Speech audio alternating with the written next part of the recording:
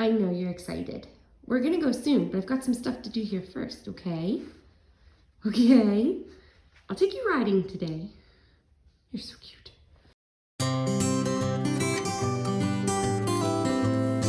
Welcome back, everybody. Today is going to be just sort of a fun day of riding and doing stuff around the barn, but first I'm going to put some of this mink oil paste onto a couple of my boots because it does waterproofing and prevents the leather from cracking because it conditions it. And I'm going to go ahead and put it on my country boots today, even though they're not necessarily smooth leather. I don't really care all that much. I would rather have them be protected from the elements so that they last for a long time. And putting the mink oil paste onto my boots, I'm going to use this old t-shirt from a horse show that I worked at, like 20 years ago. So that when I was a working student for a professional hunter jumper, and working for that barn was pretty cool. We did lots of A-rated hunter and jumper shows. We went everywhere up and down the eastern seaboard, from Lake Placid in Vermont all the way down to Florida. But that experience was when I learned that being a horse trainer and going to shows and stuff like that was really not the career for me. I was in my first year of college and, just sort of figuring out what I wanted to be in life. And that experience really taught me that I don't have it in me to want to live that particular life. However, I do know some people that do it and they do it well, and I'm really glad for that. So these days I am just a hobby rider, horse enthusiast. I did take a break for a few years when I was moving around with the Army because it was really hard to keep some horses in the places that I got stationed. Not a lot of grass, not good areas for horses, so I did have to take a hiatus. But I have been back at it for quite a while now, and I'm really glad. And I'm definitely learning a lot more about horsemanship and stuff that I knew as a kid. I feel like the resources and the knowledge out there is just going crazy. It's expanding basically as fast as the universe does, I guess. So that's been really cool. But one thing, even as we move forward in the horse world, one thing that I've actually had a couple dreams about and have been thinking about a lot is my childhood pony. I really want to find her. I have no idea if she's even still alive. She was born in 1995. So doing the math, I don't even know how old that would make her these days, but I miss her a lot. I think about her a lot. I would absolutely love to find out who has her, or if they'd even be willing to sell her back to me so that I can keep her for the rest of her life. Maybe I'll do another video on that, sort of, showcasing her, what she looked like, when sort of the last time it was that I saw her, kind of thing. So let me know in the comments below if you would like to see that. You ready? You ready? Where we going? You excited?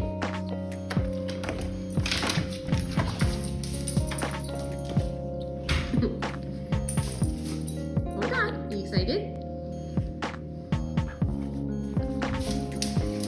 Okay. Okay. Can you sit so I can put it on? Sit. Good boy. All right, look good in your bandana. Are you ready? Whoa! Yay! Good boy. Oh, it's chilly.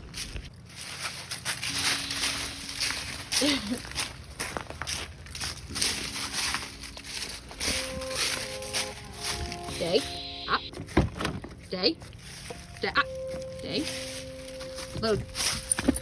Good boy. Here are the horses coming in for the day.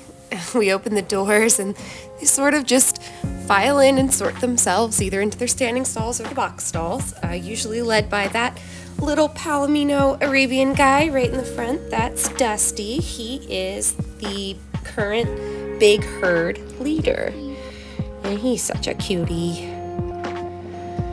Let's see, there's Mina in her stall. I already got her muzzle off as she was walking in, so we're just gonna put her chain up that she's in. Blue has been wearing his grazing muzzle overnight. He is hoping very soon, I'm sure, that he will not have to wear it at night, and I'm sure that time is coming soon as it gets colder and we start to feed more hay. Here you go. Some of you might be wondering why Blue is already in a blanket, and this is his rain sheet. It has no fill. It just basically keeps him dry because we were having some like freezing rain the night before, and he does not grow a thick winter coat. He gets fluffy, but I guess being an Anglo-Arabian, which is an Arabian thoroughbred cross, his coat just never gets thick. Even when we don't start blanketing him early and we kind of try and let it grow out as much as possible, it just doesn't get thick. So the boy gets a couple extra layers. I use that thin shoulder guard on him. I used to try and use those like stretchy jammies that go underneath the blankets to keep them from rubbing, but believe it or not, that actually caused more rubs with Blue. So we found the loose sort of silky cover. I think I had to order it originally from England because they were the only ones making one. And it was a place called like Bossy's Bibs or Bossy Mayer Bibs or something. And it was great, but thank goodness when I had to replace it because Blue ripped it to shreds one year, I found a company on Amazon that has them, Harrison Howard. So I have one from them now, and it is just a light sort of satiny fabric that sits right on his chest area and keeps him from getting any blanket rubs whatsoever. Now, Hamish is at the barn with me, but Hamish is in the tack room where, we keep the door shut, we keep him in there. And we do that because for some reason, starting, 2 or 3 years ago, he started having idiopathic tonic-clonic, used to be called grand mal seizures. The vet has no idea what causes them. We don't know what causes them. And so we've been trying to narrow it down. Maybe it's something that he's ingesting at the barn. Horses, we give them ivermectin for wormer, and that is actually toxic to dogs if they eat their manures. We have to keep them from doing things like that. So hopefully when I get out on my ride, you'll be able to see Hamish sort of bounding around with the horse and running through the fields. But as of right now, he's chilling in the tack room. Right here, as I'm cleaning Blue's feet, he is not being bad, refusing to give me a hoof or anything. He sometimes likes to do his old man yoga stretches. So I don't know if you could see, but he just sort of stuck his back leg straight out and gave a grunt with his stretch, and then he tucks the leg in a little bit more on the opposite end of that motion. And then, when he's done with his stretch, he just, hands me his hoof. So I don't want anybody to think that a horse is ever being bad. Sometimes when they do that, some people might get afraid that the horse is trying to kick, but I have found that if you just spend time with them and read their body language, you'll know whether or not it's pain or they feel comfortable enough to have a good stretch around you. And I think that's pretty cool when he does that.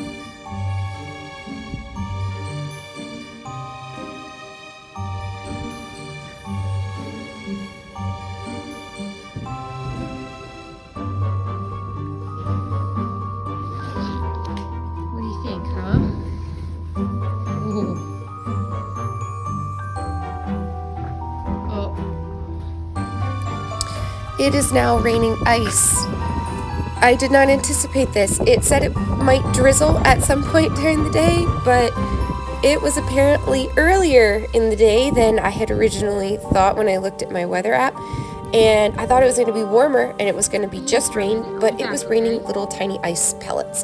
So I decided I was not going to go out on the trails today. Blue's been really fresh. I don't think adding freezing rain to that ride would be pleasant for either of us. So I put him out in between the barn and the indoor for a minute so that he didn't pee in the barn while I took Hamish home. That poor sad boy in the back. He doesn't go for a ride today. He was really disappointed. But Hamish doesn't have any fun when Blue and I are just sort of going around in the indoor. He'll sometimes get underfoot, which Blue doesn't like, and he occasionally might sort of kick out towards Hamish. Not necessarily because he doesn't like him. We certainly ride out all the time, but definitely to say, you know what, get away from me. I think you're a little too close, and I don't want his hoof to accidentally, connect with Hamish in any way. So poor Hemi gets to go home and hang out in the nice dry house while I have a ride on Blue in the indoor today. How you doing, Blue? I heard another YouTuber recently refer to the Wenglish style when you have a mix of, sort of English tack and Western tack. And that is definitely the style that we are rocking today. I did also go ahead and put on Blue's bright orange ear net. I'm also wearing my high-vis vest just on the off chance that maybe it stops raining and we decide to go out on the trail, because it is that time of year where there are a lot of deer hunters and we really need them to be able to see us. Not that we allow a lot of hunting on our farm, but there are farms that ring ours that people do actively hunt on, so we want to make sure that we don't look anything like prey. So today in the indoor, I've decided that I would work on Blue standing still with the mounting block. He's been pretty bad about this recently, both in my English saddle as well as this Western saddle. And I think some of it is because, as you can see, as I put my toe into the stirrup, it actually bumps him in the side, and so he thinks, oh, I'm supposed to move off from that. And he needs to learn, nope, that means, we're definitely going to stand here while somebody gets on, because we don't want you walking off and then causing a bigger accident. Right there, he's really good at, swinging his hind end around in to pick me up, but then he walks off. So we're going to have to do plenty of iterations of returning to the block, standing still, getting petted, and wash, rinse, repeat. Okay, now we're near the block. Putting some weight in the stirrup. He didn't really move, so I released the pressure. Putting it back on. Up, and he's moving. So my foot stays in the stirrup. I'm going to move with him till he stops, and I step out of the stirrup. Alright, now I'm going to move him around for a better angle to repeat the process. Oh, he moved. I'm going to try and stay with him until he stops. Good boy. Now I'm going to go ahead and get on. Oh, he moved off again. So off camera, I stopped him, I got off, and we're going to do it again. Now I like using the mounting block, one, because I'm not super flexible, but two, it saves his back a little bit. Oh, walked off again. Let's go ahead and back him up, put him into the position. Have him stand still. Alright, I'm gonna play around with the saddle, see if he moves. Nope, he's standing still. Okay. Foot in. Oh, he's standing still, so I'm gonna remove the pressure and tell him he's a good boy. Yes. Lots of pets. Good man. Alright. Up the reins. Oh, he found that to be a cue as well. So I'm going to work on that in the future as well. Just picking up my reins does not mean you either need to evade or you need to move off. So we're going to work on that. For today, though, I'm going to just take it one step at a time, put my foot in the stirrup, do some bouncing. Oh, then he walked off again. So I'm going to back him up, put him where I want him. There we go. Put the foot in. Bounce, bounce, bounce, bounce. And he stayed pretty still, so I'm going to remove the pressure and give him some pets again. Tell him he's a good boy. Scratch. All right, here we go again. A lot of horse training is just repetition till you get what you want so that they learn. And that was good. I bounced around a lot on his side, and he didn't even move a muscle to move off. Yep. He went to walk away that time. I did cheat and give him the answer to the test by pulling on his reins to stop, which he did do. So I continued to bounce, making sure that he stayed still, and then I released the pressure. Now we're going to go walk off and let him have a little bit of a think about that, and we're going to do it again.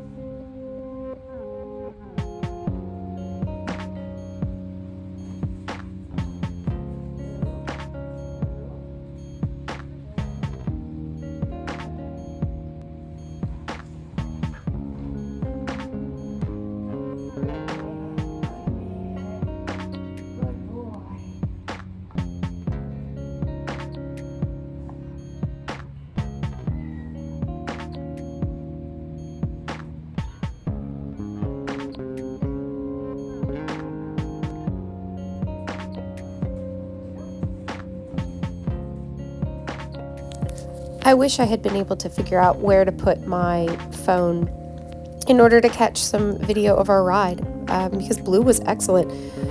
Traditionally in the indoor, he does not like to move out under saddle, whether he's sore or he's just, fairly sour to it. I don't really know, but that's been primarily with my English saddle on. So now that I've put this Western saddle that sits higher up and off of his shoulders, he moves out pretty well. And I think I get off again here. We're going to we're going to practice getting on one more time. But I wasn't able to capture that in the video. I think my phone fell off the wall. So this is us post-ride, but I wanted to say that I wish I'd gotten film of us going around in the indoor, because it's one of the first times that Blue has cantered off, or I guess in the Western world it's loping, but loped off in the indoor and gone more than just 5 or 6 steps without me having to really stay on top of him, or him swishing his tail, or even throwing in a buck.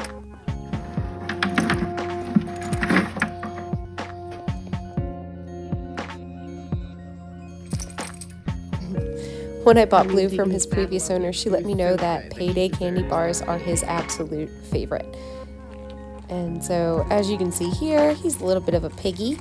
He wants that candy bar before I can even get the wrapper off, so we are working on backing up and being patient.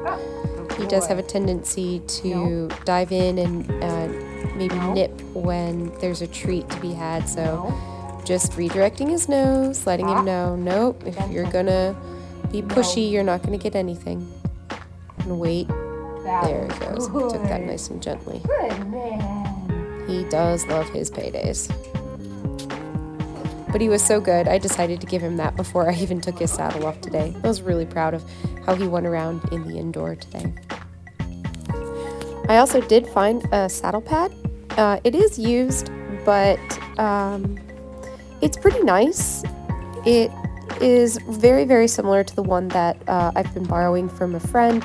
Might have a little bit more wear and tear on it, so I'm going to clean it up, really do my best to disinfect it, and use that moving forward for Blue, so that he'll be the only horse that's really using it, so that I don't feel guilty, borrowing someone's Western pad all the time.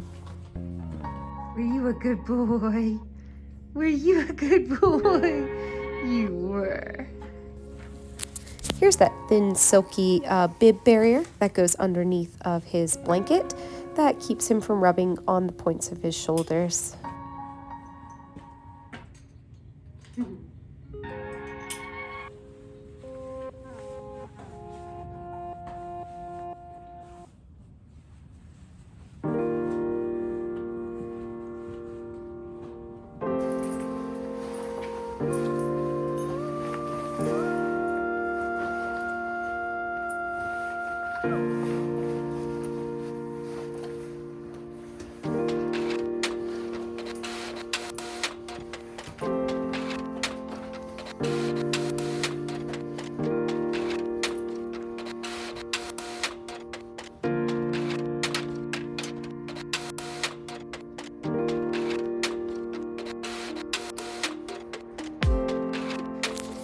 Okay, so I found out trying to film putting the underbelly straps on Blue that trying to do these buckles up one-handed is kind of hard for me.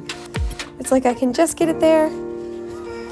I think I've got it through, and then it like slides back out.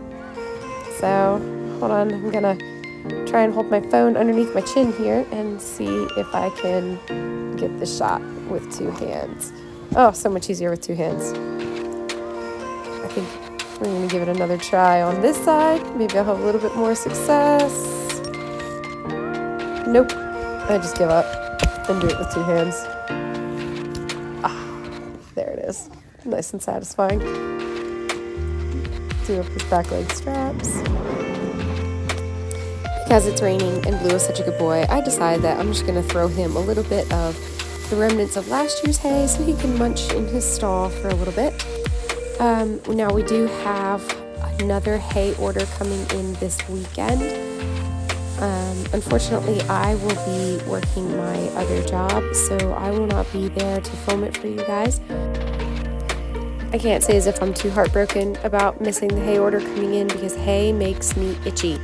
Makes me sneeze. I guess I have a really bad like hay allergy or grass allergy, but yeah, I'm gonna let my husband go ahead and work with the barn owner and some of the other boarders to get that hay in. Enjoy that for a little bit.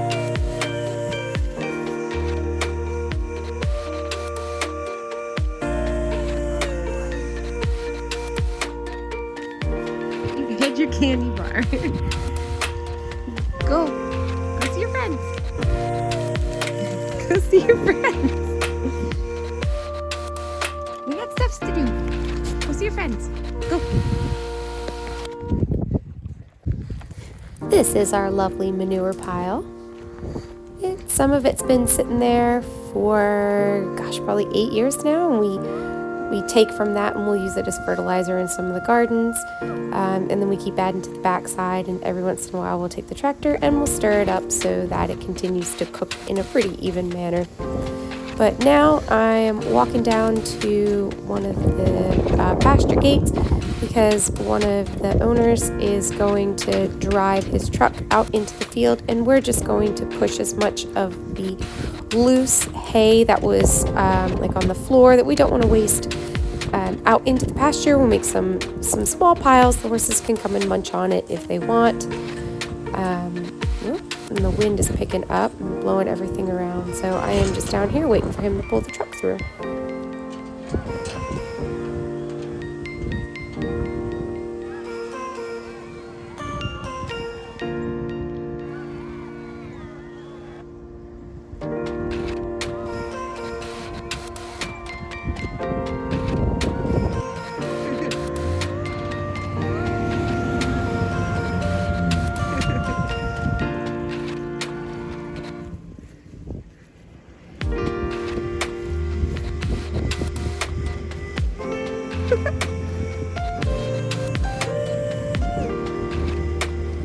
After we got done scraping this hay out into the field, I went back into the barn, did a little bit of cleanup from the horses being in for the morning, take that out to the manure pile and dump it, add to it, and that way the barn is all nice and clean before the horses will come in for the afternoon or nighttime feeding.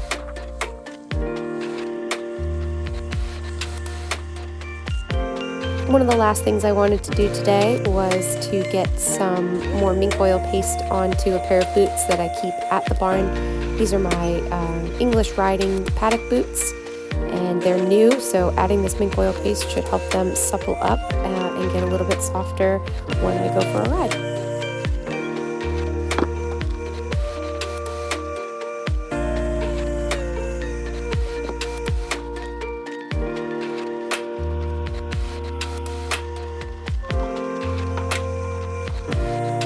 Thank you for watching. I hope you all enjoyed. See you next time. Bye.